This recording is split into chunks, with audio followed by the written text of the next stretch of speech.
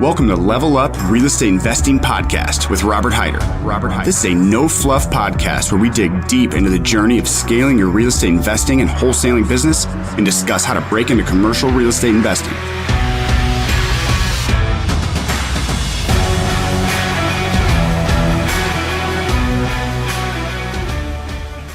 What's up, everybody? Welcome to Level Up Real Estate Investing Podcast. Very excited to be here with Steve Richards out of Indy. Before I get into his backstory, please remember, if you like the podcast, go through and like it, subscribe on whatever platform you're listening to it on. Also, please follow me on Instagram at Robert_Heyder, Robert_Heyder, Heyder. We're going to post a lot of really solid content. We're ramping that up right now, but we'll have a lot of stuff on scaling, commercial real estate investing, all kinds of other kind of stuff. But a little bit about Steve. So I've known Steve for a long time. Like I said, he's based out of Indy. He's been investing since 2004. He's done a wide array of things, but right now he's absolutely crushing it on the wholesale side and learning how to scale, or actually really digging in onto scaling and that. And we're going to dig into that deep here in a minute. He runs a RIA in Indy there as well. So without further ado, Steve, what's going on? Hey, Rob. Thanks for having me. I love doing this kind of stuff. As you know, we're going to be pushing our time limits today because I like to talk about real estate. So this will be good. Yeah. So we're going to keep it on a tight time frame. We both are trying to work towards that. We'll see if we can accomplish it. Fingers crossed. So what's going on? Did I get your intro right? Is all that info, all that align? Yeah. The quick dog and pony, just so people know who they're talking to. So I got into business a lot, like most people in 2004. I had a corporate job and doing really well, actually. I just hated it. Got bit by the entrepreneurial bug because I had a business degree, and when I got out of school, it was during the dot-com race run-up. Oh, yeah. Late 90s. And so I just saw these guys with, halfway decent ideas written on the back of a napkin, getting venture capital. And so we had a little tech company we started, and it was it was a lot like LinkedIn, actually. And it was so funny because we were trying to raise capital, and we were flying around and meeting with VC guys, and they're like, "Listen, why are you in Indianapolis? This is never going to work." By the way, none of the dot-coms are making money. Did you know you don't make money on the internet? Oh, yeah. And another reason we don't want to talk to you is because no one on your team has taken something from 0 to 100 million. And also, just so you know, this idea of sharing your contacts online, your business contacts, is never going to fly because professional salespeople will spend their entire life building their Rolodex. Why would they share it online for everyone else to see? I was so beat down after that. I'm like, yeah, they're right, man. So you heard enough times, you start believing it, huh? Yeah, it was so crazy. But I got bit by the entrepreneur bug during that time, and actually, I played basketball, pickup basketball at the gym all the time with a guy that had gotten into real estate. Him and his dad were doing the conference rodeo. They dropped 30, 40 grand going to 4 or 5 different conferences, but weren't doing anything with it. And we didn't work together. We worked together for a while, I guess, but he never really got active, but I took it and ran with it. I was ready to do something. So started flipping houses in 2004. We got in, we started flipping houses, buying them from the banks, putting them on the MLS, selling with realtors, just normal flipping. And 6 months in, I quit. We owned multiple rentals already. We ramped up to 5 deals a month. Up until things slowed down. And then 2006 going into 7, we saw the market slow. And so we dove more into rentals. Initially it was rent to owns. So we did a lot of that. But as the subprime mortgage industry fell out from that, we realized, well, this makes sense, but there's a different price point. So we got into lower end homes that were more like in the city, where there was a better balance between the cost basis and the rent values. Mm-hmm. And that led us into turnkey business because we had more deals than we could do ourselves. So we got into a turnkey business, which was a great learning lesson for me about what I don't want to do in business. As a deep visionary, running a turnkey business myself, trying to be the integrator of property management, construction, investment, brokerage. So anyway, during that time, we started a RIA like 7 years ago. We got very connected in our community. A lot of our competitors here with bigger wholesaling operations, we all work, give each other advice and talk. I've done a lot of things like reach out and get into groups like the Boardroom, which is why we know each other, which is our high level mastermind we're in.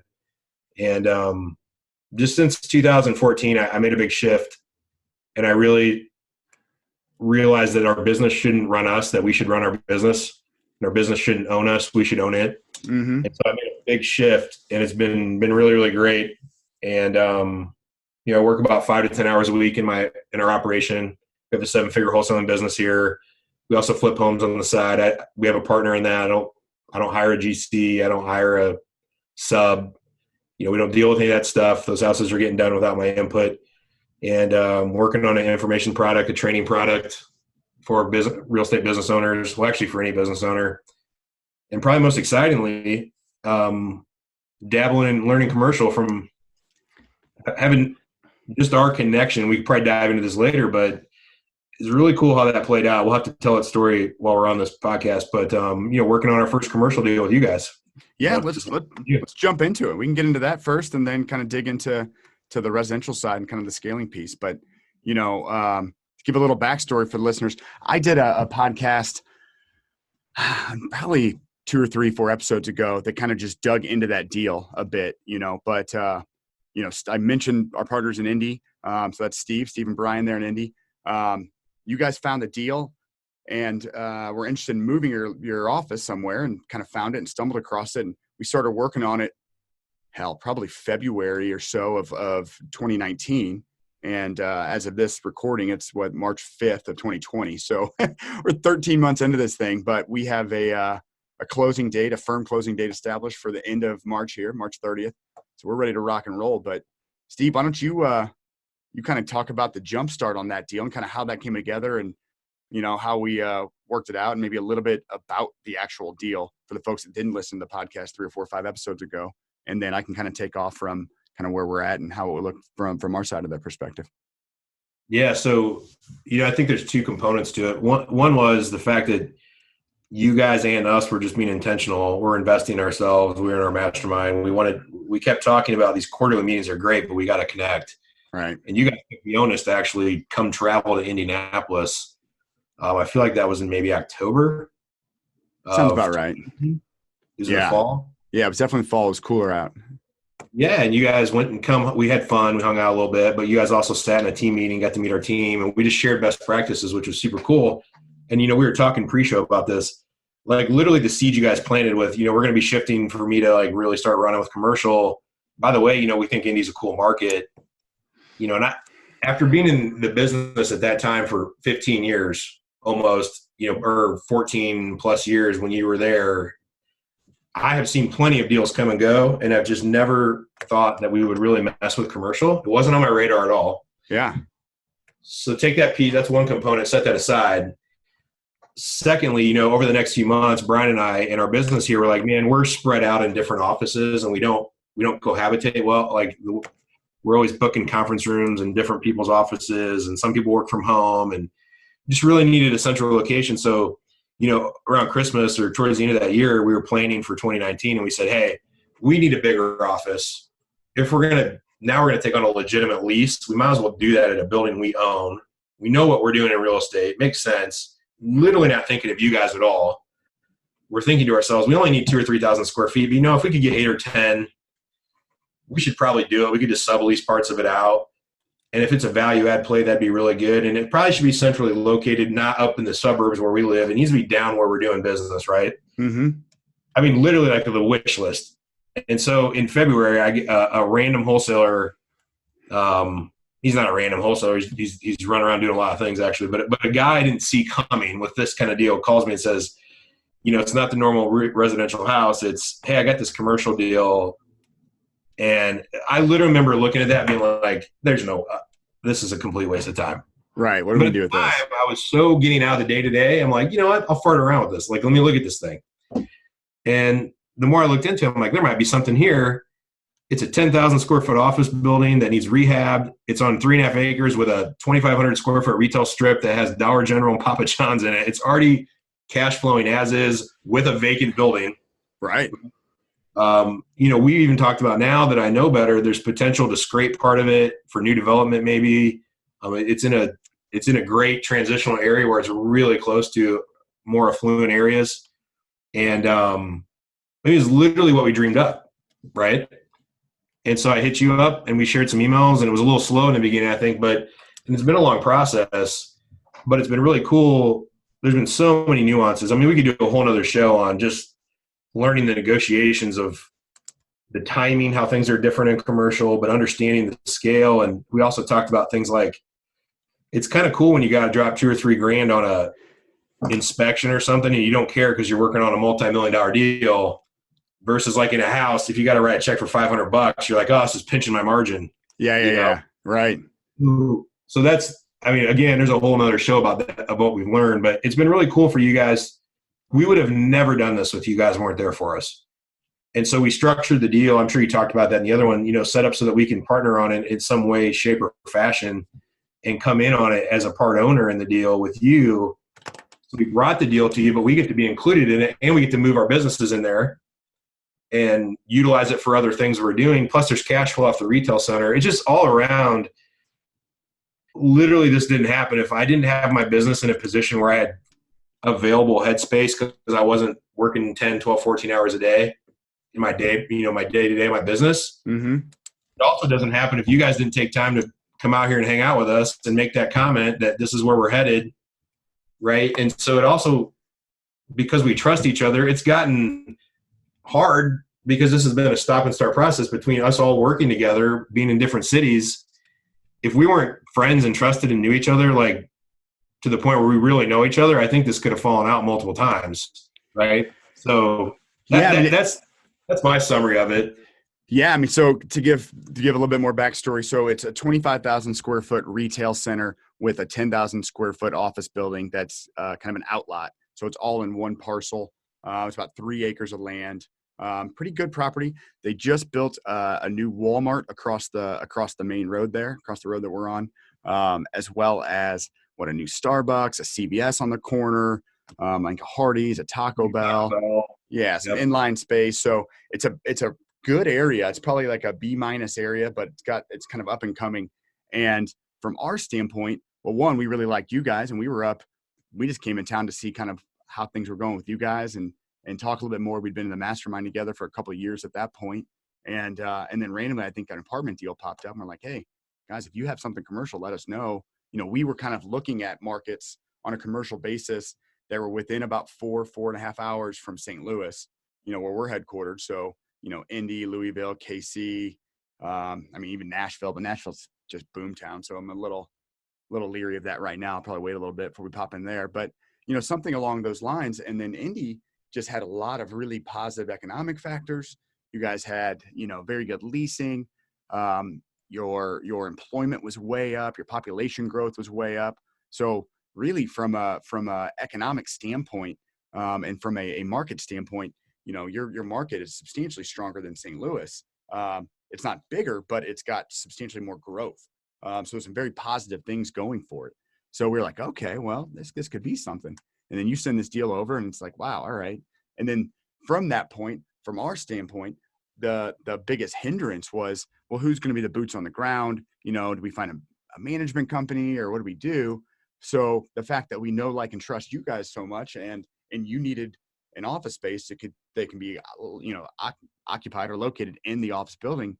It was just a really, really good scenario the way it all worked out. So, and then I talked about this in the last podcast, but the real issue that the timeline took so long and it's been so start and stop is the office building was, I guess, majority occupied by a tenant, but they weren't really paying. They were paying partial rent, and the landlord was kind of limping along with them for a while. But, it took 6 months or so just to get that tenant out through the eviction process, because the seller had a purchase option in the contract that was just kind of a handwritten note. It was it was a mess, but so they dealt with that. So we were kind of starting to stop and jerky, and it could have fallen apart a bunch of times, but thankfully it didn't. And I'm really excited about it. So we're about 25 days away from putting this baby purchasing this baby, and then kind of rock and rolling and putting about 400,000 improvements into it and getting it going. Yeah. No, it's a cool deal.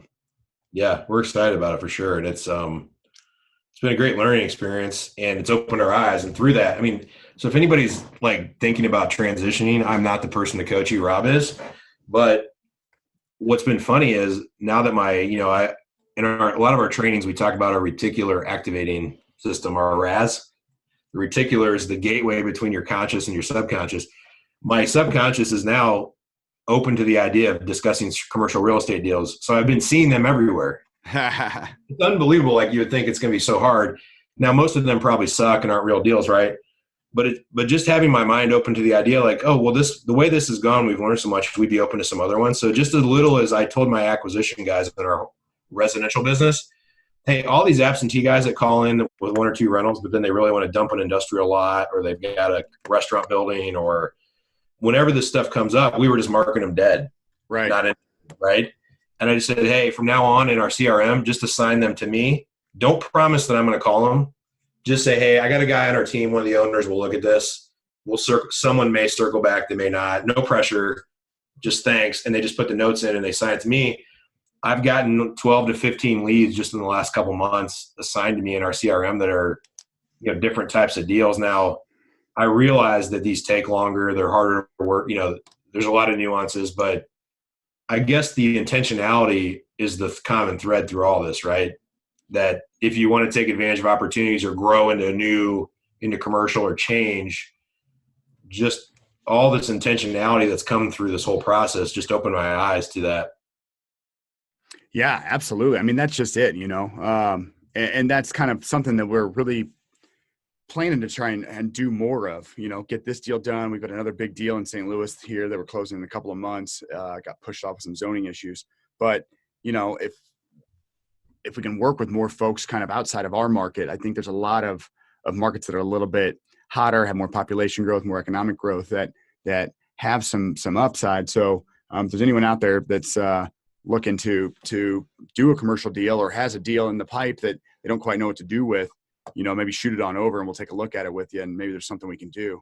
I think that's an avenue. We can't do too many of them at one time, but I think that's an avenue we're going to start kind of looking into more. And the key is to have somebody with boots on the ground, at least initially, until you really kind of get an understanding. And then from your perspective, now you're like, okay, well, I understand a lot more about commercial than I did before. And now you're looking at them, you're able to evaluate them and getting a lot of value out of it too. So I think it's a pretty good win-win for folks out there. Hey, before we move on, let me say one other thing that will help. If anybody's thinking like they might want to do something like we are with you guys, another big thing that I realized is in the residential space, after all the deals I said I did in the years I've done it, I'm the guy that knows everything, right? Like, my comfortability comes from the fact that we've been there and done that, like done it wrong enough, long enough, and then you figure it out. Kind of stuff. Right. So, I love that saying. Here's what I'm learning though in this is I don't actually want to know all the stuff you know. I mean, I'm a little more inquisitive than most people, but I don't need to. Sure. I see this happen. So I'm on the plan commission in our city here in Indianapolis on a suburb called Fishers. Very progressive, one of the most affluent counties, Hamilton County in the country. They're basically rebuilding our entire downtown right now. And I get a front row seat to watch all this through the plan commission and the board of zoning appeals that I'm on. This happens all the time. Some dude comes in to petition to knock something down and convert it and develop and do some cool deal. Like, it just happened with this little parcel that was stuck between an area there. And IKEA just came to town. There's a Topgolf across the street that came. And there's this really cool area called the District where there's always restaurants and little boutique shops. There's a little parcel of land and there's a Kroger anchored strip.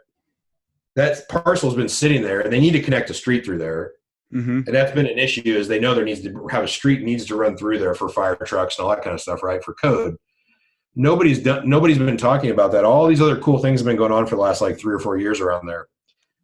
Well, some random guy who's like me, I mean, you know a lot about commercial, so you're not a random guy. Like, I'm a random guy, just calls up and meets with Pulte, who many of you guys have probably heard of as a national home builder. Oh, yeah. And then they go to meet with an attorney here in town that does pretty much all the development work, legal work, knows everyone in the city really well. And then they went and met with the guys that own the property, and they just put it together. They're going to put like 50 townhomes in, and the price point's going to be like $350 on these little townhome minimum. Yeah. And they had to agree to put a road in, and there was a weird spot on land, so they agreed to put a dog park in on part of it. But literally the guy that procured that deal probably doesn't know anything about building the townhomes. He just brought Pulte in. Mm-hmm. Hey, can you develop this if I get a hold of it? And they called the land guy, didn't own the land, called that guy.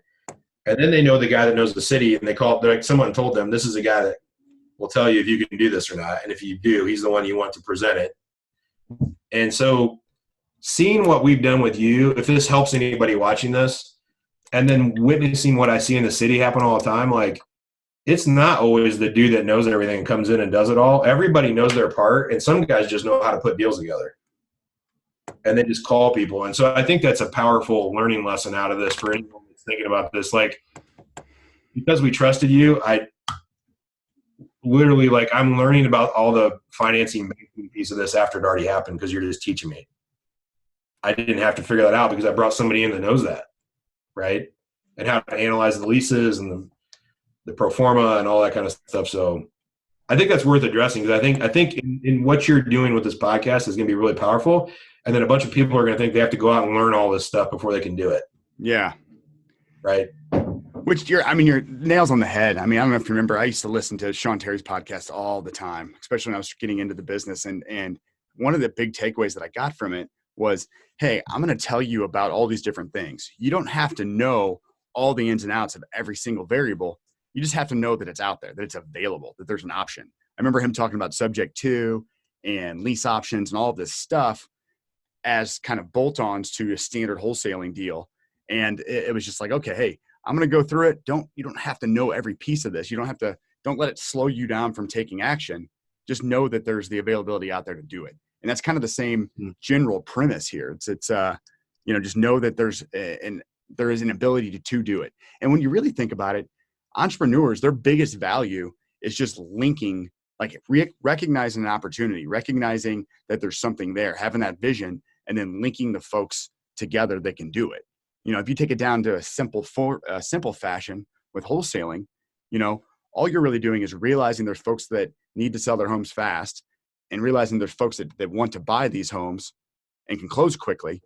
And you're marketing for the folks that need to sell quickly, and then marketing for the folks that want to buy them and do the rehab or do the work to get them up and going, linking those together for a fee. That's all it really is. You don't really have to know all the ins and outs. At some point, as you want to be better and run it like a business and really get your arms around it, obviously there's a bunch of additional layers that you have to dig into. But initially, that's kind of it. And that's really kind of what happened here, right? You knew a seller, you knew that you kind of needed office space, and you knew someone that knew more about it than you did, and put us together. And here we are. We got a deal. 25 days away, 3 weeks away from bringing this baby home. Yeah, last topic on this, I know we probably going to move to other things, but the other thing was I see happen a lot in the residential side that I think was key here was that the wholesaler was willing to get out of the way to let us talk to the seller. I was willing to bring you in right with the seller. And sometimes I think guys try to keep their place in line. Mm-hmm. And they think they're going to like get cut out. And if you do it right, yeah, it could happen, right? You got to be a little careful. Sure. You want to make sure you trust people. But I think that's another key is that this would have never come together if it was trying to be like pieced together with middlemen and the principals weren't actually talking. Yeah. I mean, when you have the complexity of a deal like this, I'd say almost any commercial deal, I think, yeah, you've got to be comfortable enough to, get your agreement signed to make sure that your interests are secured. But that's exactly it. You can't stay in the middle if you aren't the expert putting it together. It just doesn't quite work. So, there's a big takeaway there. I think that's huge. I mean, there's no way this deal could have probably come together with a person playing middle, especially without having a high level of expertise in what we're dealing with. It would have been really, really difficult. That's a huge, huge point. Well, that's cool. Well, I'm really, really excited about this. I think we'll keep people posted on it. Here in the very near future, we're gonna have to come up to Indy to do the jump start and kind of get this thing going. So maybe we'll shoot some footage and we'll set up a little podcast booth up on the roof of the office building again. Well, cool. Well, let's transition. Let's talk about more of the residential. Well, it doesn't really have to be residential. It's really about just kind of scaling a team. It just happens to be that kind of the team that you're building out and what your kind of new new endeavor, but new passion is kind of digging into how you were able to build such a great team and the alignment and all the pieces that come together. Why don't you just give a little backstory on kind of what you're working on and what you're seeing and kind of how it's been working for you so far? Yeah, cool. So if this will resonate, if anyone listening to this has hired anybody in the past for their own company, the typical way that people build a company, which is what I did the first 10 years in real estate, was I'm so busy, I need help. And there's two things that happen. One is you just grab somebody and you throw them in the mix very unintentionally, right? Very reactively. And you create these little mini-me's. And you're like, all right, this is what I've been doing. I need you to go do this. Mm-hmm. And then you just have them doing more of what you have them start doing what you were doing, right? The side piece that's a problem with all that is that you usually hire your sister's brother's cousin because this is some deep psychological stuff, but we probably don't think we deserve the person that is operating at the business where we hope the business goes, right? Yeah. On a small business level, yeah, that's a big issue. So like if you want a sales guy, you're thinking, I can't hire that guy who's making $250 at a medical device company.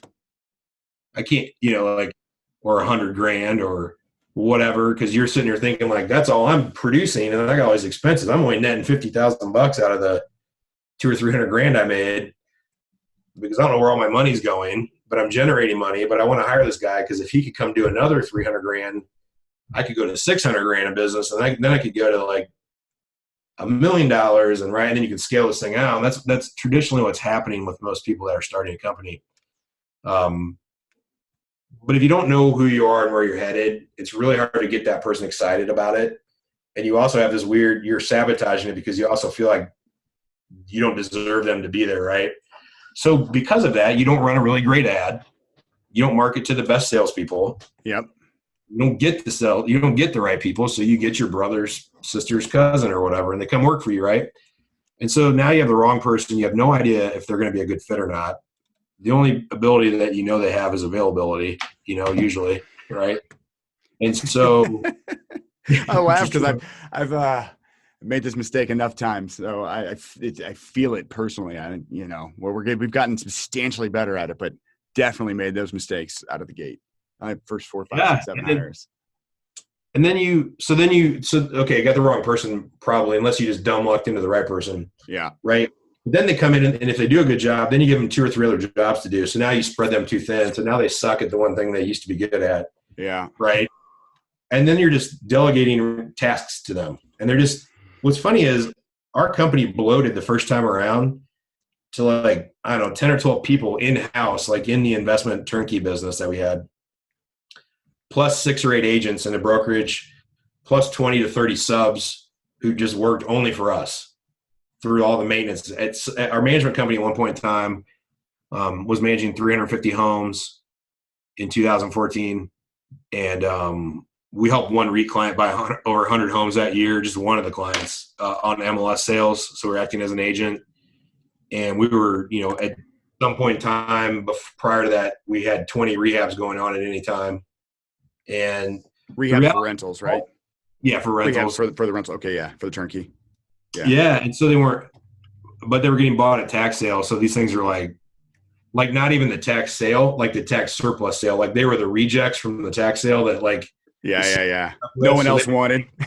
Years, holes in the roof, and there's a reason you buy them for $5,000, So I wasn't down, but I was trying to understand if that was like a separate business or if that was part of the turnkey business or not. Yeah, it was. Okay. It was. But my point is, what's funny is they were terrible rehabs, right? Because they're full blown. Yeah. And so the reason I brought that up is at some level, I kept hiring all these people, and I kept thinking like, oh, I'm hiring everybody to do everything, so I don't have to do anything, so I can lead. I can be a leader. But literally, because I was hiring the wrong people and I was delegating tasks to them, just asking them to go do what I would do and have them report back, mm-hmm. the more people I hired, the busier I got. Mm-hmm. Because I knew in my heart somewhere, in my subconscious, I knew I still needed to be involved in what they were doing. And I needed them to report everything back to me. And so reality is I was just still doing everything. I just had people helping me do it. Right. Absolutely.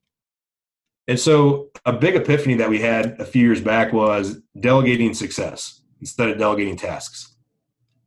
So it's delegating. So you got to give authority and responsibility to the people to actually get the results that you need so they can be successful. Because if you think I'm the guy and this guy I hired is never going to be as good at this thing as me, you hired the wrong guy, or you're training and managing them incorrectly.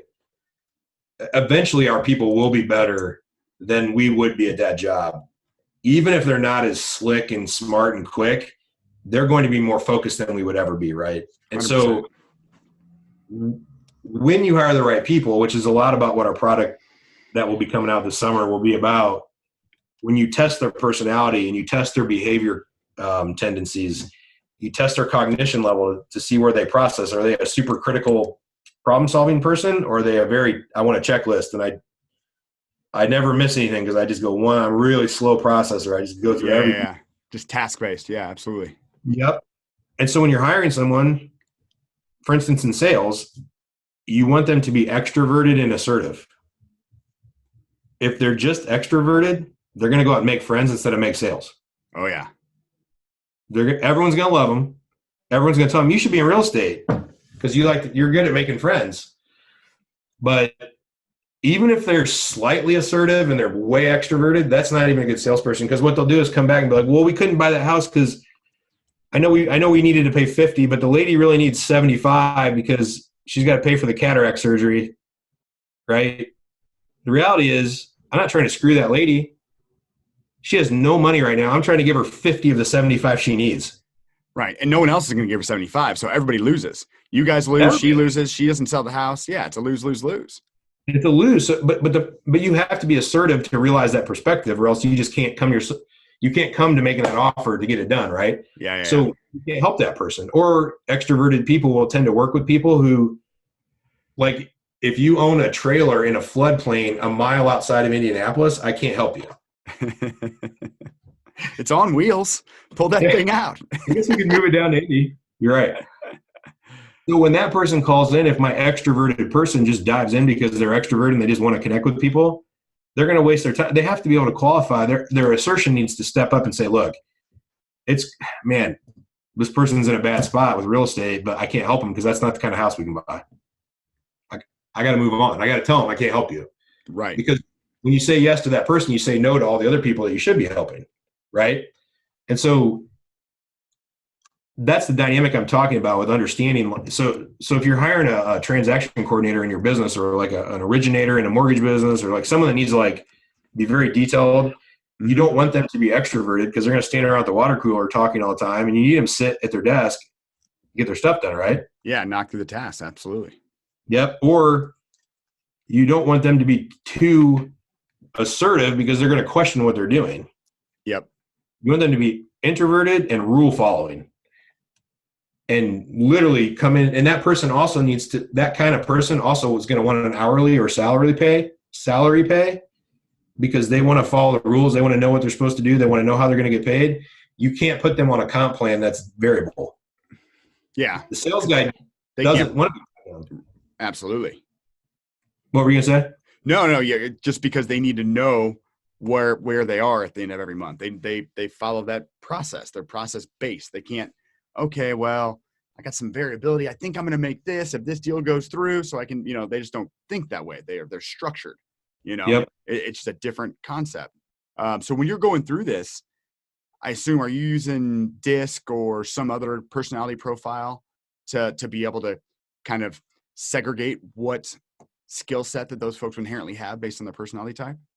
Yeah, absolutely. So there's several you can use, and the product is still getting built out right now. We're actually talking to Wonderlic about working a deal with them. They've got a really cool, if you guys maybe have heard of them, because they do all the testing for the NFL. Actually, here in Indy in the Combine. Really? That in Indianapolis, the Wonderlic comes in. The guy that I spoke with this week, in fact, about maybe moving to their assessments, had been at the Combine 2 years ago and got to test the NFL guys. It was really cool talking to them about it. That's super cool. But one of the things they test is not just the personality pieces. So you can do something like DISC, like Tony Robbins. A million places have a free DISC. Like Tony Robbins has a place on his website. Mm-hmm. I can give you a link for the show notes if you want to put it in there. But we send it to people all the time and say, look, even if you can't afford to pay something, which could be a few $100 to $500 or more. I mean, if you hire a recruiter to do this, you're going to pay thousands, maybe $5,000-$10,000 to get a high level employee, right? If you can't do that, at least do a DISC to find out if the very basics of the person's personality seem to be like lined up, right? Yeah. I mean, there's 2 points there. One, absolutely. Because we've hired folks or we've interviewed folks that we do the DISC test and we're like, wow, that doesn't align anywhere where I thought they were going to be. We even had folks take another one just to make sure it wasn't like a fluke because it was so far off, just to reaffirm where it was. So, okay, that's not the right fit. And then additionally, like when you're talking about the expense of having the very detailed test, the predictive index, or some of these other more detailed ones, the expense of having to do that, it's high, but the cost of hiring the wrong person is substantially greater. I mean, exponentially greater. And take it from someone that's done it enough times. It's worth it to do that due diligence on the front end, specifically with kind of folks on the back end, folks that run task-oriented stuff, folks that are doing, operation-based stuff. On the sales side, you can kind of churn a little bit. And especially if you've got multiple sales folks. If you have one salesperson, that person needs to be the right person. You need to screen the hell out of them. But that's at least what we found. And through enough mistakes, you mess up enough times, you figure it out, that you put in that extra effort on the front end. You just have to. It's not worth messing that up. Let me say 2 other things on that point too. So if anybody's watching this who's already hired and got multiple people and you're going to be hiring more, or you really want to train and manage more effectively, the other piece to all that, like that's just the first layer that literally like most small businesses never even figure out that they need to be assessing to match personality and behavior. But there's a second piece. There's like gas to throw on the fire, and that's cognition. And so it's not IQ. It's not someone's intelligence. It's literally their cognition level. And the best example I can give is if like sometimes somebody might be really extroverted and they might be pretty assertive and their resume says they're good at sales. Yeah. Right? In sales, but they keep bouncing around from job to job. You might hire that person, and if their cognition level is low, meaning they process things slowly, they're going to be like, oh, I really want to do a good job and I love this, and they're happy in meetings, and then you tell them to go out and do their thing, and then they have a million questions. Or they're just like deer in headlights. Like, well, it sounded when you were telling me I got it, but now that well, what do I do here? And what happens here? And what's next? And right, when they process things slowly, you're going to have a lot more arduous task of training that person and managing them because they can't just run with it. So what that looks like in sales is someone could be extroverted, very assertive, have sales experience. If their cognition level is below 50 percentile, like they're in the bottom half of the population with how fast they can process, and they're going to go buy a house, and you tell them, okay, go out and tell the seller, I know they want $100,000, but you're going to offer them 80 because there's 2 or 3 comps over here that basically support where we're at with our sale. Their house needs more work than they thought, and these are the 3 or 4 things in the house that need work. And we're paying cash, and we're not going to use an inspection. That sales guy walks in the door and looks at the guy, and the guy says, you know what, Rob, appreciate you coming over. I got to tell you, I know the comps are lower than what I want. I know my house needs more work than we thought. And honestly, I don't care. I just want $100,000. Sure. All the time. That dude shot he's dead, right? That sales girl or guy, like they're dead. They're like, that was my move. And they're thinking, well, literally like they would probably start like messing up their words, and they'd just walk out there with their tail between their legs and just get killed. Sure. Where someone with a high cognition is like, look, and they're like, look, I'm here to make a sale. This guy wants to sell his house. Let me think this through quickly. What he just said isn't rational. That makes no sense. How can I politely spin this back around and be like, well, hey, that's cool that you think that. But to me, that means that you're not really interested in selling because no one's going to pay that price. Mm-hmm. Stuff I gave you is cold, hard facts. Now, we can agree that you don't really want to sell your house. We can agree on that, but we can't agree that your house is worth $100,000. and you're basically agreeing that my dad is right. Like somewhere we're off and we need to talk about this. Like the faster thinking person, and you can gain a lot of rapport when you can spin something like that, right? And through that process, there's deeper trust. It makes them better at sales. And so that's the stuff I'm talking about with the cognition. And I think the second piece I wanted to add to all that is, and it's a lot shorter to say, this could be a whole other podcast, but when you have core values in your business, and you hire the right people who are doing the right things, that those core values actually they manifest in reality into a culture. 100%. Yeah. I mean, like, I think that's a piece that people absolutely underestimate. You know, we did it. And I know you still haven't come to St. Louis to reciprocate the meeting yet, but when you finally do, you'll see that literally every office. I'm waiting for the bigger new office you guys are moving to. Perfect. We'll see you in 5 months. No, I'm just kidding. But when you do come, you'll see that every office, every conference room has a framed, larger framed kind of breakdown of our mission and our core values and kind of what we stand by. And we spent a lot of time digging through them, trying to figure them out. And when we finally did, we're like, okay, yeah, these absolutely fit us. And then this is the piece that I don't think that people often do. Like when they're stuck in a tough situation, or they're stuck making a tough decision, or they're stumped on something, like more times than not, you're going to revert back to your core values. And you probably don't realize that you are, but if your core values are correct, then that should be really what's reinforced with you and kind of how you think, how you process, what are really, really important for the company. And if those are the right core values, then that's how you make decisions. And it's really easy to get past a tough problem or a tough decision because you revert back to them. And then the more you do that, the more you kind of ingrain it amongst your team. And to reinforce your statement earlier, then now that is reinforced amongst the team, now that's the culture.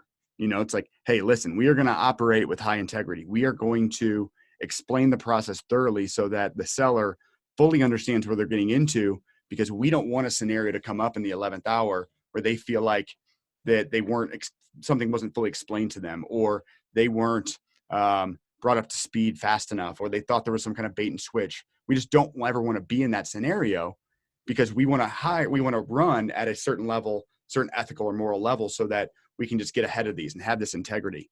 And, as we're thinking through processes, now the team is like, hey, guys, on our sales package that we bring to these appointments with with the sellers, let's include a settlement statement. Let's include a HUD so that we can show specifically kind of what could come up. Hey, let's make sure that you're aware that if we make you a $100,000 offer, you're not having to pay closing costs and you're not having to pay commissions. You're not having to pay all that.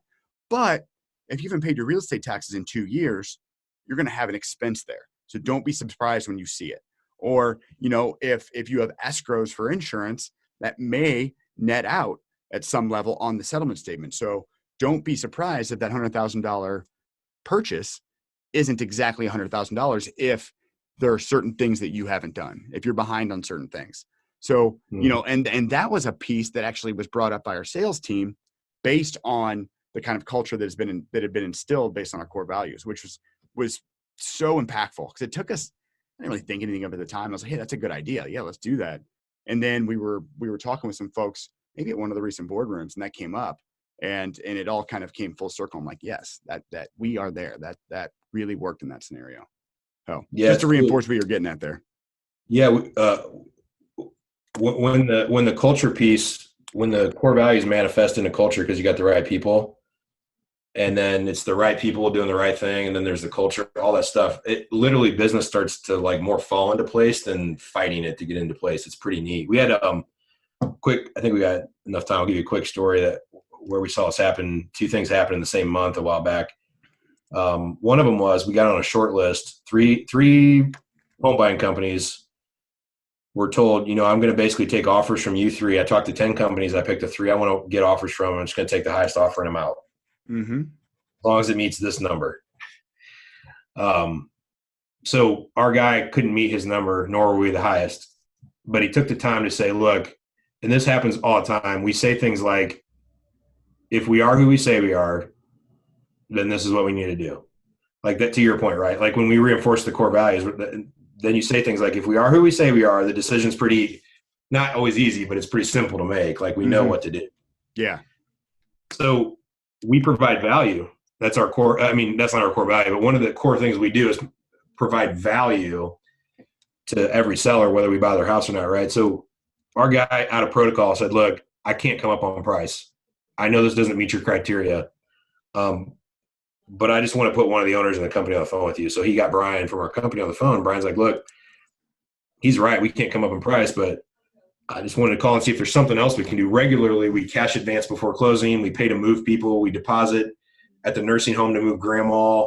We do all these things around the outside of the transaction that make life easier for you. Maybe we can shift some of the money we're trying to give you. We can't give you more, but maybe we can shift it around to like make your life easier. Is there something else we can do? Right. Somehow, using rapport building tactics, right? Like Brian ends up talking because he's a closet singer. Nobody knows this about Brian. Nice. I'm glad I know that. Yeah. So this guy's a lead singer in a band that plays like 100 gigs a year. And he's like, look, I'm so busy. I don't have time to mess with this rental up in Indy anymore. Brian's like, you're a singer in a way. So he kind of hit it off. And the guy ends up saying, all right, well, now I like you. I'm just going to tell you, here's where the other company was with their offer, right? They're like a grand higher than you. I wasn't going to tell you this, but the third company I called them and they said, oh, who are the other companies? Is one of them Redevelop Indy, which is our company? And he said, yeah, it is. And they said, okay, well, they'll take care of you. We'll bow out. Nice. They pulled out a deal because they didn't want to bid up with us. You know what I mean? I hear what you're saying. I think it's crazy, but yes, that's awesome. I know, but it's so cool to be recognized, right? And so that happened on the phone, one of our acquisition guys. The same month, we had I'll make this one faster, a JV deal, which is where we're partnering with other guys to get a deal done. We didn't find the seller. Some other guys did. It's a rental. They live out of state. There's a tenant, 65-year-old lady. No one's told her what's going on. Sure. They bring the deal to us. We bring a buyer. Our buyer's ready to go. He's going to flip it, so he needs her out. Yep. She thinks she's going to stay as a rental. No one's told her any different. One day, my disposition guy's at the house, and she's crying. And we're supposed to close in 3 weeks. Well, unbeknownst to me, he got a little hot-headed, more than I'd like him to. I'm working on him with this. But he called the guys up, and he's like, what are you guys doing, man? You can't run over a 65-year-old lady like this. Like, we're out. I'm pulling my buyer out. We're killing the deal. Like, anyway, a day later, they called back, and they're like, hey, man, I really respect where you're at. And the wholesaler told Brad, my dispositions guy, look, dude, I appreciate where you're coming from. When we made a big mistake, we got lost in the idea of the transaction and we forgot about the people involved. And I want you to know you showed us something like that. These people matter that are involved. Yeah. We want to do business with guys like you. We're giving $1,500 of our assignment fee to her to help her move. And one of our guys is literally like helping her find a new place. And so what was really cool, so in one month, we had those two stories come through in the office. And so our guys hear that when it's not Brian and I telling them this is our core values, when this stuff happens from the outside in, they're like, this is who we are, right? Yeah. And to me, it's really cool. I told Kent, because like we talked about, we're friends from Boardroom, right? And so Kent Clothier, who runs Boardroom, is friends with us, but a mentor to us. Some of this came from Cabo in 2017 when we first met each other, right? Or first out in Cabo. We're sitting there, Kent's talking about providing value. And what do I stand for? What do I stand against? That affected me to the point where years later, I'm telling our guys, this is who we are. This is what we stand for. This is what we stand against. And then he goes out, gets pushed into a situation, stands up for us. Now there's some random wholesaler who I've still never met is treating every seller they come in contact with differently for the rest of their life because of that ripple effect. Yeah, that's huge. And like you can't beat that. And I know I went off on a wild tangent, a couple stories there, but like to me, I get super excited about that because now our guys are like, we really are who we say, but we're not just saying who we are. Other people say that's who we are. Now you have to live up to it. Absolutely. Well, now you've reinforced it, right? Yeah. It's like, anything, credibility or, your reputation. I mean, you're just building that out there on two different fronts. Obviously, this other group's bowing out because they don't want to compete against you. And then now you have this other group that's changing kind of their MO and the way they operate based on the impact or the impression that you guys provided. And that's huge. It is a tangent, but that's freaking awesome. So congrats on that. That's a big thing. I think to close that loop, that's the kind of stuff that really caught fire with us over the last couple of years. Is like we started using these assessments, cognitive testing, and it's like a secret sauce. And then we layer in core values to build culture, and then we motivate and train and compensate differently. Yeah. Like whether I'm going into commercial or whether I'm going to launch a training product or whether I run my RIA here in town or whether I've got my wholesaling business or a partner in the renovation business, that's the mentality that I'm taking everything right now. And all of it has to roll up to support me for what I want to do personally, which is create impact in people. Mm-hmm. Right. And I don't like working like 12-hour days. So knowing I want to create impact, I don't want to work this way. I want to work strategically. It doesn't really matter what business I'm in. And so I think that's a kind of a good way to kind of summarize, like pull together what we've been talking about with things. And I think that's why guys like you and us gravitate towards each other, because man, I'm so impressed. Every time I talk to you, I actually feel horrible every time I talk to you on the phone, because I'm like, you guys are buying another commercial property, or we launched this new division, or we got all these new agents. And I'm like, man, Rob and John are killing us with like how many things they launch and what they do. We're kind of lazy. But when I look what I'm doing compared to other people, I'm like, I feel pretty happy with it. But you guys are monsters and beasts with what you're doing. But the point is, there's a drive behind, there's a purpose behind all of it, right? Like, it's not just like we're just trying to do more to do more. So, no, I think that's huge, and that's a piece that I've really taken away from what you're kind of, or what you're doing, and what you're very intentional about saying, hey, this is what I want. I only want to work 10, 15, hours a week, or maybe less, and this is why, and so like. Doesn't that's awesome. I mean, you're being very intentional about what you want to do and kind of building your situation around it. So I mean, you're meeting everything. I think because I've thought a lot about this, especially I've heard you say it a few times now, and I've heard a couple other folks say it, and it's resonating. And because it's like, hey, the old concept of work smarter, not harder kind of thing for a lot of folks. And where I'm at right now, and I think it'll change in a few years because I'm feeling it, but I'm still kind of in a, hey, work smarter and harder mode.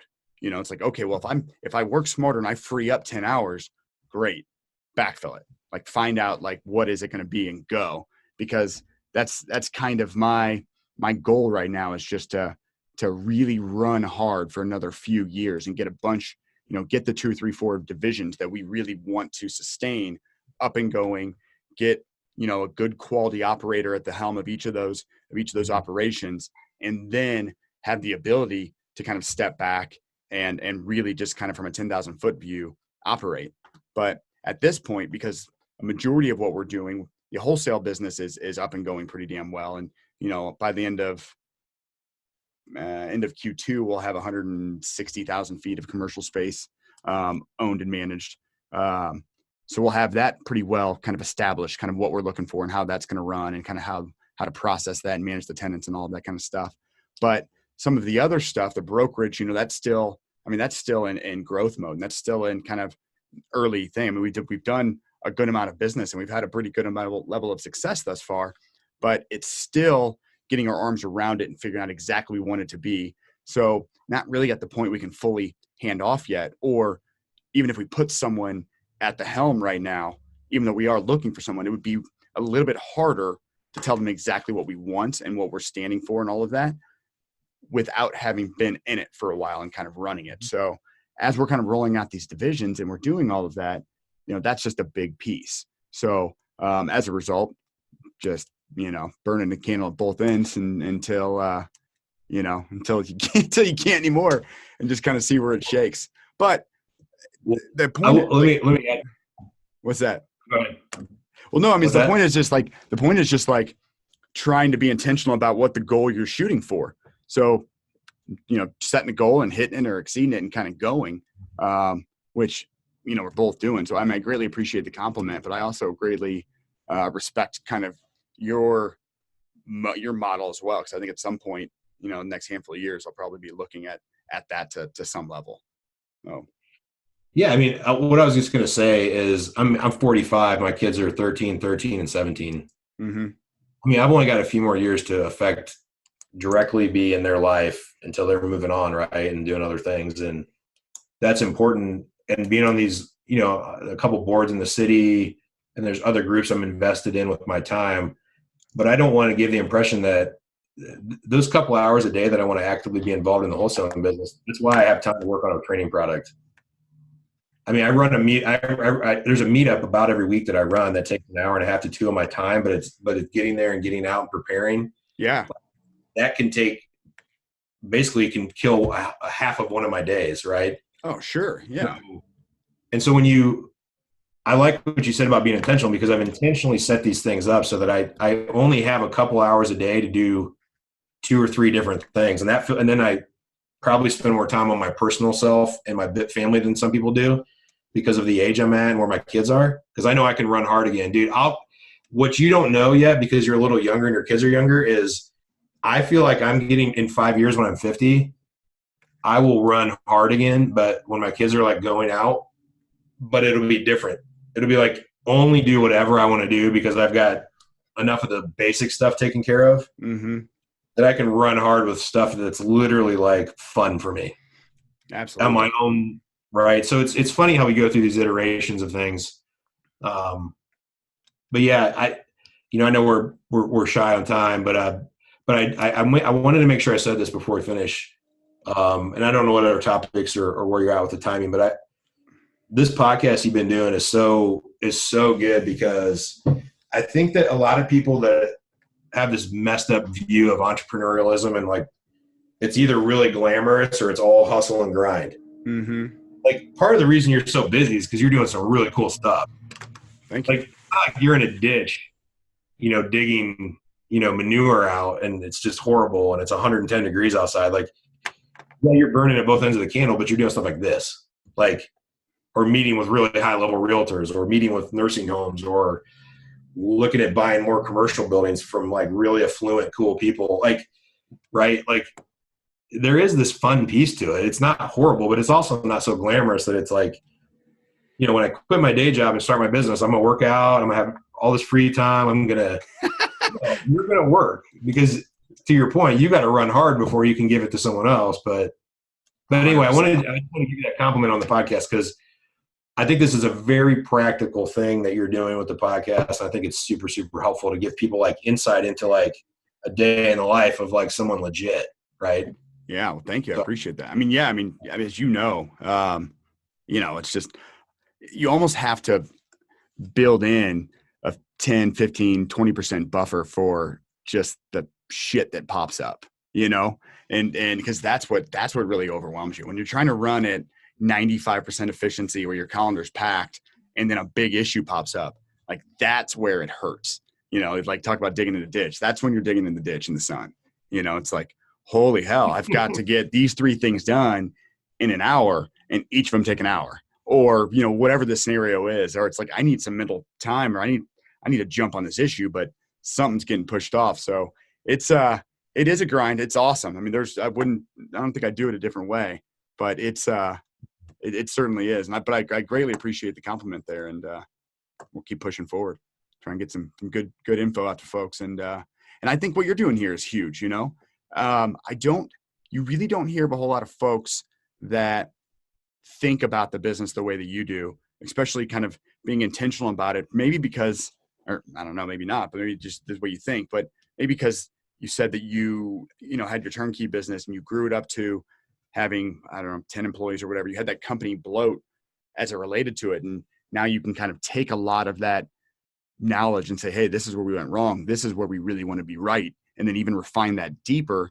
with culture and, your core values, lining up your kind of the alignment of the team, kind of really focusing on making sure that the personality profiles match up so that you're not kind of battling against each other along the way. Everyone's kind of rowing in the same direction.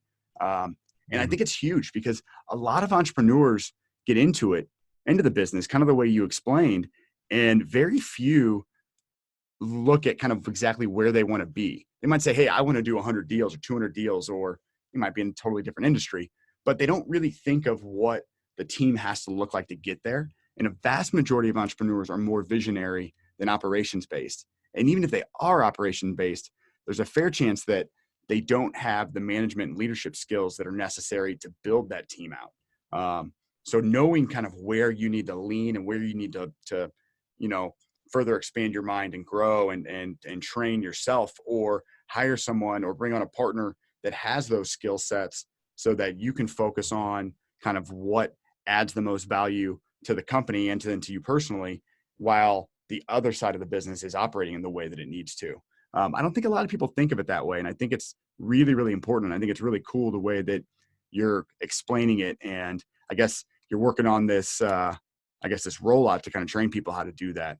I think it's really cool because I don't know of anyone else that looks at it like that and that's actually kind of providing that or talking to folks about that, especially being in a business and not having some HR consultant come in, which is entirely different, So yeah, I think what you've got going is really, really cool. And I think it's really impactful the way that you're kind of explaining it and rolling it out. Cool. Yeah, I appreciate that.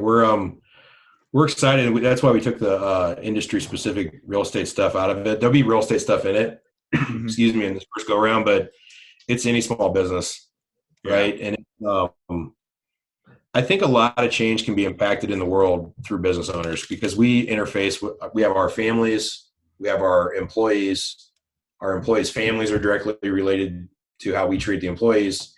Then we have our clients, the clients have their families. Then we have our vendors, the vendors have their families. And then we interface with other business owners like D2B. So we have masterminds and passing on best practices and cultural things that each of us have internally, and then trying to pass that on. Yeah, absolutely. Yeah, literally, we were talking about this stuff with one of the guys when you and I were in Nashville this last week. And this guy, it was funny because we were talking to him, and what came out of it was like, he had this big screw you number. He wanted to do 40 million in business with his roofing company. And because of the way it came out at dinner, I think a few glasses of wine had to loosen up the conversation a little bit. But yeah. It was like, look, man, this is my goal, is because my dad and other people in my life who have influence told me I wasn't going to amount to anything. And to me, a $40 million company seems like amounting, so I'm going to do that because of that. I'm like, but he's also working 14-hour days, and he's really working, he's not taking care of his family because he didn't feel taken care of in his family from his dad. And I'm like, bro, like literally you're doing the same thing. Like if you were setting your business up to support you, what would it look like? I wouldn't work 14 hours a day. Well, so now you're telling me your goal is to make 40 million, but it's to make it in an untraditional way. That's not even the right way to get to 40 million. You got to grind. That's hard. Yeah. That is paying up for 14-hour days minimum, right? 7 days a week, in my opinion, probably. But the whole conversation boiled down to understanding what he wants first, and then what kind of time and money do you need to fuel that in your life, and then you set your business up to give that to you, and that drives, right? And so that drives the revenue number. And so what came out of that was this business talk turned into, he knows how his dad treated him. He sees how his brother's treating his kids. And what we talked about was he's going to treat his kids different, so they don't know any different, that when they grow up, they'll treat their kids different. So we were like, listen, your revenue model directly affects your grandchildren's well-being. I mean, that's what, like literally that's what this stuff is about. When you get to, and if you don't make it about that, you're either going to dumb luck your way into happiness, or you're not going to be happy. You'll be resentful. You'll have bad relationships, probably have health issues behind it. You'll have mental health issues because of the relationship, and the health issues will push you with regret, resentment. And so I'll get off my soapbox now, but you fired me up when you were talking about, like, it's all about impact, and business should be designed to create the impact in the business owner's life that allows them to be the best version of themselves and the best version that their family and their loved ones deserve. Not just, I made a bunch of money, so I didn't hear my kids complaining when they were going to private school and had nice cars. Like, you hear a lot of guys say things like that. Because that's what they think the kids want. And they're really doing it for themselves. It's absolutely, that's what always happens, right? And it's balancing that is just so critical and so difficult. And, most people don't even do a business plan. But the folks that do, they miss that step. And that's kind of what you're getting at here. It's kind of like incorporating the business plan in with the life plan. So you have like a Venn diagram, for example, you have the two circles, right? And they overlap at one point. Well, like if you have the life plan and the business plan, you overlap them, like that's the sweet spot. That's the part that you're really going to have to work to get to. And And I sure as hell don't have it totally figured out. I can tell you I'm burning the Oh, me candle. neither. I can tell you I'm burning the candle at both ends. So I'm trying to make both work, and working 12-hour days, 14-hour days, and then also making sure that you're home before the kids go to bed. So what's that mean? It means you're waking up at 3 or 4 a.m. and banging it out then when it's not impacting the family so much, without totally dismantling your health. Trying to sneak that in. So it's I think it's an ever-changing, ever-growing thing. But the first step is just talking about it, because I don't think anyone ever talks about it. No one gives the advice that you just did, like, hey, really think this through. Because to the gentleman that was trying to build a roofing company, it's like, all right, you're doing this because of what you think, but it doesn't align with what you're saying. Maybe revisit that a bit. And okay, once that's the case, don't build your company. Like, once you have your life plan, you really know what your why is, and you really know kind of where you're going, then overlay what the new business plan is going to be, and then make sure you're hiring the right folks so that you can actually run that out. Otherwise, it's going to take you twice as much work to get to the same point because you didn't do it right. You hired the wrong people. They're not aligned. You're always having to correct all the stuff they're doing. You're getting in arguments. Like, they're not inherently running in the same direction you are. Much like the story you said about the sales guy or the dispo guy that pulled out of that deal because it didn't culturally align. Much like the guys my sales guys that mentioned, hey, let's try and get this HUD document or the settlement statement viewable in advance so that we don't have these shits that come up that ruin the relationship and cause these issues down the road, because we don't want to have that be a thing. Let's just make sure we're upfront with everybody. Just kind of making sure that those core values are established so that folks are rowing in the same direction. So no, there's a lot there. I kind of just got on a tangent too, but this is why it's going to take. That's why it can't be 45 minutes, Steve. This is good. Yeah, this is solid. We solid. need to start a mini series, and then this will be part one. Just every couple months, we'll just get on and add to the mini series, the drama of you and I just talking. Perfect. Yeah, I'll just list a bunch of topics, and I'll be like, okay, this one's good for Steve. This one's good. Mini series, go. No, it's good though. I like everything you said, and yeah, I'm not going to start off on another tangent, but I just think there's a lot more to this than people think. And the point that I was thinking of while you were talking was, most people start a business because they're running away from something else instead of running towards something.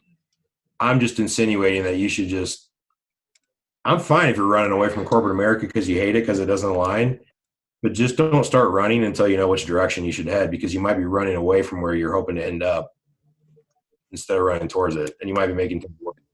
Because there's not working at a job you hate isn't so bad when you get money wired into your account every 2 weeks on your salary. Mm-hmm. And they're not going close, and they're not going bankrupt, and they don't hire crazy people because they know what they're doing. Like, you may not like everyone, but starting a business is not for everyone. And it's a lot of risk, and most people shouldn't do it. There's no doubt about that. Yeah. You said something earlier, like recording a day in the life of, like, I wish there was a way to really like see all of the behind the scenes stuff, all the crazy stuff. Cause I don't think people would like, I don't think they'd believe it. I think they'd think it was like a reality show. Like it was fake, like it was staged. I mean, the amount of crazy stuff. And we had someone.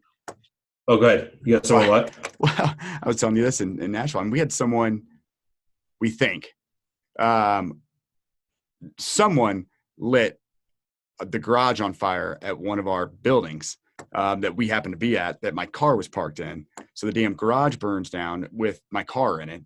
Like in the middle of it, whether it was arson or whether it was an accident, I don't know. I think I know which one it is, but there's no confirmation. But nevertheless, like, no one expects that. I mean, that was so absurd. And as you know, anyone that's in real estate, like, the garage is fine. I can replace a garage. Losing the car, like, it's like my second office. It's a very impactful thing to lose the car, especially to a fire, because like your stuff's all either gone or just smoky as hell. Like, you can't use it any longer. Having to go and get new car seats. So I've got young kids.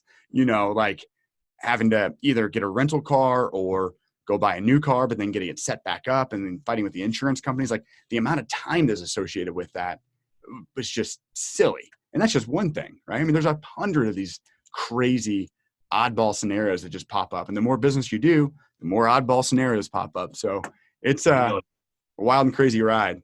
But well, cool. Hey, in the interest of time, I've got one more question for you, and then if you've got anything, let me know, and then we'll conclude here. But you mentioned something that was really, really awesome earlier, and I wrote it down, and I meant to circle back on. So personality testing, a lot of people know about that. A lot of people will like dig into DISC test analysis, and Tony Robbins has his free version, and there's more, in-depth versions that you can buy for $65, $75, $80 a pop. But and then you've got predictive index and some other more intense, more thorough personality profiling, and then, but are you using something in particular for the cognition testing, or is that something proprietary that you're kind of doing as part of your platform, or is there a specific group that you could recommend for people that want to dig into that? So every time we use it, and it's always through a third party that's usually associated to whoever we're doing our assessments with. So for instance, we're working with Wonderlic and a couple other companies right now. Burke is another one. It's all built in. So in fact, Wonderlic has the personality stuff. They have the cognitive stuff. They also do motivation testing. Like how motivated is this person to actually succeed at the kind of things you need them to. It's kind of cool. That's what's pulling us that way a little bit. Predictive index has been my favorite for years, and it's also built in. They have their own cognition testing. It's separate. Okay.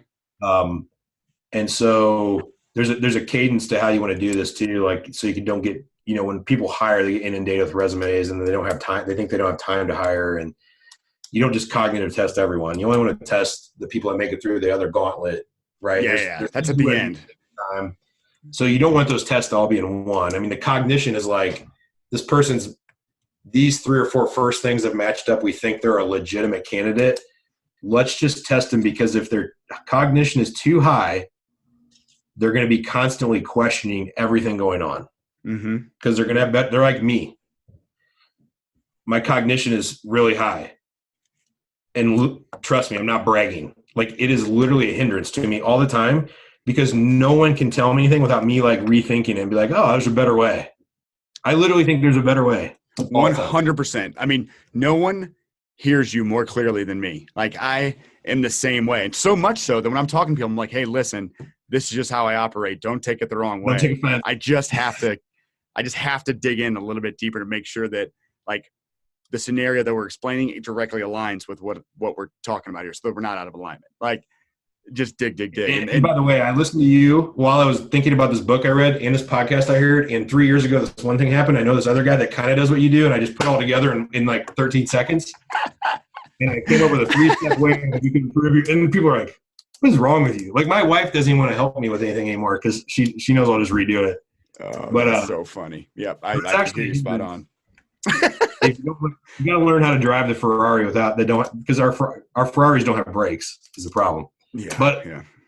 So what I wanted to say though is, when your cognition is really high, you question things and you overanalyze, and like you get paralysis by analysis, and these things happen. If your cognition is too low, you just don't quite get it, and you don't feel confident to go because it's not clicking. So there's a sweet spot. So in sales, you want someone to be like in the 50 to 75 percentile of the population of the world if their cognition, above average, but below high end. That is a sweet spot for someone in sales. Someone that's doing administrative things, you probably want them to be around the 50 percentile, because you don't want them to be uber critically thinking. You want them to be like really slow processing so they don't miss details, right? Yeah. At 25%, they're so slow they can't ever get it. Right. So 50 percentile is like average human being. A little higher for sales, a little lower for administration, right? So to answer your question, most evaluations that you use out there that you're paying for will have some component. Predictive Index has their own, Wonderlic has their own, Burke has their own. So that's a piece that you want to look for, because if you're using personality and behavioral testing, you're like ahead of the pack by like 85, 90%. And if you work the cognitive testing in, you're like 98% there. And if the core values are a match, like it's a 99.9%. Yeah, you're ready to rock. Yeah. That person will make you millions of dollars over their lifetime in the company. So no, that is so cool to hear. Yeah, we've done DISC forever. We've done predictive index for a while, and I didn't really even realize they had a cognitive section, or that's being provided, and I'm not noticing it. Maybe I'll have to go back and dig into that. I really, really like that. That's a big takeaway. We hired it. I just want to, not to interrupt you, Rob, but we hired against it twice just to tell you guys a live example, like a live example. We two people in the last 2 years for sales we hired against it. They were assertive and extroverted. Their assertion was high, their extroversion was high, and they were both around 15 to 20 years in real estate. Yeah. Very high level. They both tested in the 35 percentile of cognition, and our predictive index gal at the time was like, nah, this is kind of a problem. But because they have 20 years experience, neither one of them worked out. I mean, I am so in favor of doing that extra added step because, like, for instance, the sales guy we hired we fired him in 9 days, the one guy. 9? He literally sat down. He kept going, where did you say you click on the CRM? Are these old leads or new leads? Well, when I get done with these leads, what do I do next? Well, wait a minute. Remind me again. Do I go to this one? It's just the whole first week of Brian and I sitting with him was that all day. Right. We were like meet to get on the phone. I got 2 hours to do phone calls with you, bro. Let's do it. And an hour and 45 minutes in, we're still explaining how the CRM works. You know, I'm like, we just had to rip it on that guy. The other gal lasted for a long period. She was a great gal, but we wanted to shift her from what we hired her for to be more proactive in sales than reactive on the disposition side. Mm-hmm. And she operated okay when we used to buy every house and sell them as a listing. Yeah. But her lack of cognition showed when we shifted her model to doing something different. Couldn't do it. Couldn't adapt. Yeah. We had to move on. And I've just seen it. And we've also used to hire in the past based on not using personality tests. Like, to me, that is, we're working on this marketing piece. And I'll cut it off in time, but we're working on this marketing piece for the product. But an analogy that I'm coming up with for this piece is this video that's on social media is going to be, if you had this dish that your grandma made that you love, and all you've ever done is eat it and look at it. And someday she's flying in town, you want to honor her, and all these people are coming over, and you're going to make that dish. And you literally try to decide to make that dish by going to the grocery store and just looking at everything to try to decide what you need to put into a bowl, mix it up, and then guess how long you should cook it. Right. That's not even reading the back of the label. What's really, you're just reading the front that says, oh, the front little marketing label, right? Like, just hiring someone based off sitting down and interviewing them only is like that. It's like literally trying to cook food with just whatever you think looks like. It should go in there. Yeah. Yeah. I'll just throw it in there. See how it tastes.